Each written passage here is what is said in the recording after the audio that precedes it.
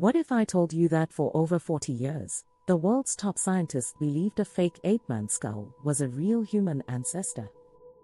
Or that a major publisher spent millions on what they thought were Adolf Hitler's secret diaries, only to find out they were forgeries?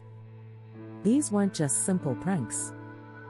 They were elaborate, sophisticated lies that managed to rewrite history. At least for a while. So, how on earth did they pull it off? Today, we're counting down 7 of the most audacious historical hoaxes that made the world believe a lie. Number 7. The Great Moon Hoax. Imagine opening your newspaper one morning back in 1835, and the headline says scientists have found life on the moon. And we're not talking about microbes. We're talking unicorns, tiny bison, and flying, bat-like humanoids living in giant temples made of sapphire. Well, for readers of the New York newspaper, The Sun, that's exactly what happened. Starting on August 25, 1835, the paper ran a 6-part series that it claimed was reprinted from a top science journal. The article said that the famous astronomer Sir John Herschel, using a revolutionary new telescope, had made these incredible discoveries. The story painted a picture of a lush lunar world complete with beaches, forests, and herds of fantastic animals. And people went absolutely wild for it. The Sun's circulation skyrocketed as papers across the country and around the world reprinted the story. The public was obsessed with the idea of a populated moon, which tapped right into their growing fascination with science and exploration. The author, Richard Adams Locke, later admitted he meant it as a satire to poke fun at wild scientific theories. He never dreamed people would actually take it as fact. The paper never even bothered to issue a formal retraction. The Great Moon Hoax is one of the first and most spectacular examples of media sensationalism, proving that a story about man-bats on the moon can sometimes be more appealing than the truth. Number 6. The Cottingley fairies. In 1917, in the quiet English village of Cottingley, 2 young cousins, 16-year-old Elsie Wright and 9-year-old Frances Griffiths, did something incredible. They took pictures of fairies. The photos, showing the girls playing with tiny, winged beings, were a dose of pure magic for a world still suffering from the horrors of World War I. This could have just been a cute family story, but the girl's mother showed the photos to members of the Theosophical Society, a group fascinated by mysticism. From there, the images found their way to one of the most famous men alive, Sir Arthur Conan Doyle, the creator of the world's greatest detective, Sherlock Holmes. A passionate believer in spiritualism, Doyle was completely convinced the photos were real. He even wrote an article for the Strand magazine in 1920, publishing the photos under the headline "Fairies Photographed." The magazine sold out in days, and the Cottingley fairies became a global sensation. Experts were stumped.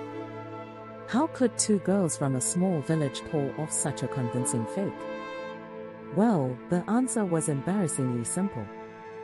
Decades later, in the early 1980s, Elsie and Frances finally came clean. The fairies were just cardboard cutouts copied from a children's book and held in place with hatpins.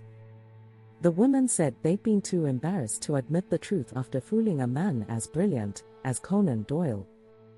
But here's a strange twist: even though Frances admitted the photos were faked, she insisted until the day she died that she really had seen fairies in that glen.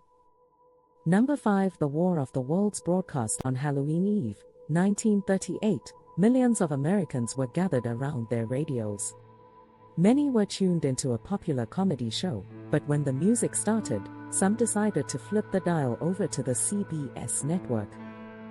What they heard wasn't music, it was a series of panic news bulletins. Strange explosions on Mars. A meteor crash in Grover's Mill, New Jersey. But it wasn't a meteor. It was a Martian invasion. What followed was a terrifying, live account of aliens emerging from a metal cylinder, wiping out crowds with heat rays and releasing toxic black smoke. The broadcast, directed by a 23-year-old Orson Welles, was just an adaptation of H.G. Wells's novel, The War of the Worlds. But its realistic news bulletin format was so convincing that listeners who had missed the show's introduction thought the end of the world was actually happening. The next day, newspapers ran sensational headlines about mass panic, claiming people fled their homes in terror. While modern research suggests the papers might have exaggerated the hysteria to discredit their new rival, radio, there's no doubt that police stations and newsrooms were flooded with terrified calls. The broadcast became a legend, proving just how powerfully the voice coming through a speaker could blur the line between make-believe and reality. It just goes to show you, a good lie can be incredibly powerful. If you're enjoying this trip into the world of deception, do us a favor and hit that subscribe button. And ring the bell so you don't miss our next dive into history's most fascinating stories. Number 4, the Poyais scheme. What if I told you that a man once invented an entire country? Not for a movie, but as a real-life scam that had absolutely devastating consequences. In the 1820s, a charismatic Scottish adventurer named Gregor MacGregor did exactly that. After fighting in South America, MacGregor returned to London and announced he'd been made the cacique, or prince, of a Central American nation called Poyais. He sold it as a paradise on earth, with rich soil, gold mines and a civilized capital city. And he had proof. He created detailed maps, official-looking land grants, and even published a guidebook. He opened offices in London, and sold Poyasian land and government bonds to hundreds of eager investors. But it gets worse.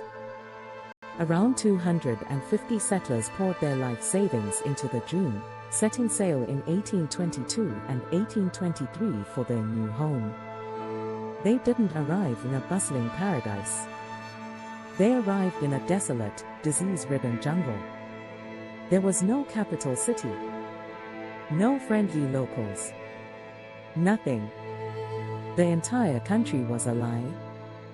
Stranded and unprepared, more than half of them died from starvation and disease. And Gregor MacGregor, the self-appointed Prince of Poyais? He pocketed hundreds of thousands of pounds and was never convicted for his deadly deception.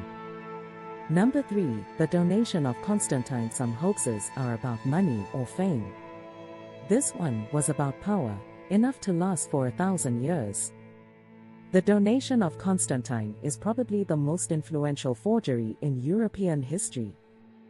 The document, which most likely appeared in the 8th century, claimed to be a legal decree from the great Roman Emperor Constantine, written 4 centuries earlier.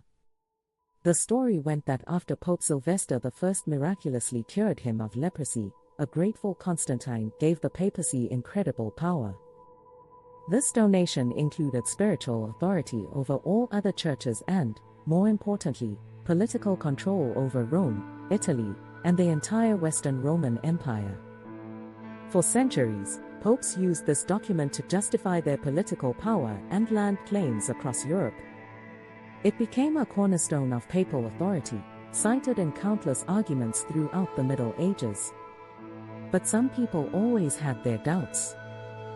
Finally, in the 15th century, a brilliant Italian scholar named Lorenzo Valla proved it was a fake once and for all.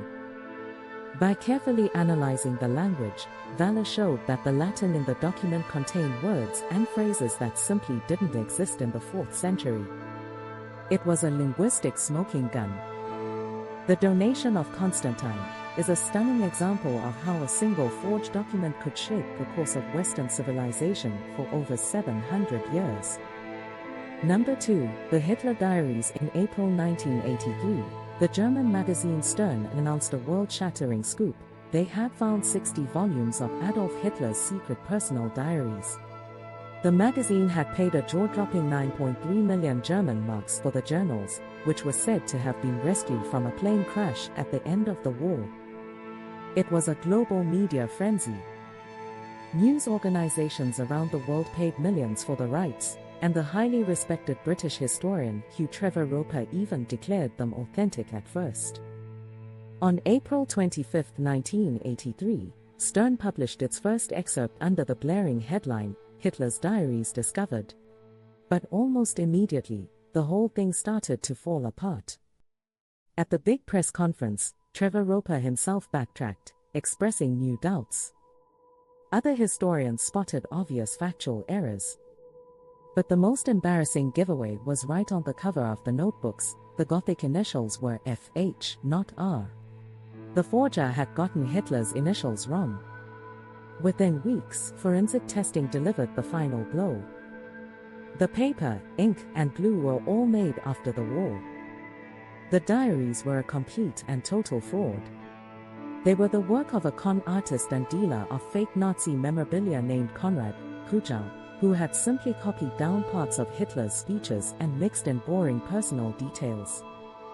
The scandal left some of the world's biggest news outlets humiliated and served as a brutal lesson: when a story seems too good to be true, it probably is. Number 1. Piltdown Man. In 1912, the scientific world was buzzing. An amateur archaeologist named Charles Dawson announced he'd found the fossilized remains of an early human in a gravel pit in Piltdown, England. The find consisted of a human-like skull and an ape-like jawbone.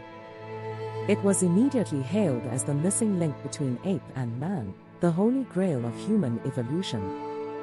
They called him Eoanthropus dawsoni, or Dawson's Dawn Man, and he fit perfectly with the leading theory at the time, that humans evolved their big brains first. For more than 40 years, Piltdown Man was a star attraction in museums and a fixture in science textbooks, a point of national pride as the first Englishman. But as other genuine human fossils were discovered in places like Africa, Piltdown Man started to look less like a missing link and more like a weird outlier. Finally, in 1953, a team of scientists used new dating techniques on the fossils. The truth was exposed: Piltdown Man was a deliberate and masterful fraud. The skull belonged to a medieval human, and the jawbone was from a modern orangutan. The bones had been chemically stained to look ancient, and the teeth had been filed down to seem more human. For decades, the forger's identity was a mystery, but a 2016 analysis of the evidence strongly implicated Dawson himself as the perpetrator. For 41 years, this bold hoax led the study of human evolution down a complete dead end, earning its title as the most infamous scientific fraud in history. From fake moonmen to phony diaries, these stories show just how fragile our perception of history can be. Hoaxes work because they tap into our hopes, our biases, and our simple desire to believe in something extraordinary.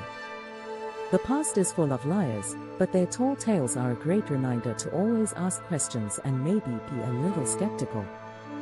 What's the most unbelievable hoax you've ever heard of? Did any of the ones on our list surprise you? Let us know down in the comments. And if you had fun unmasking these deceptions with us, be sure to like this video and subscribe for more adventures into the hidden corners of history. Thanks for watching.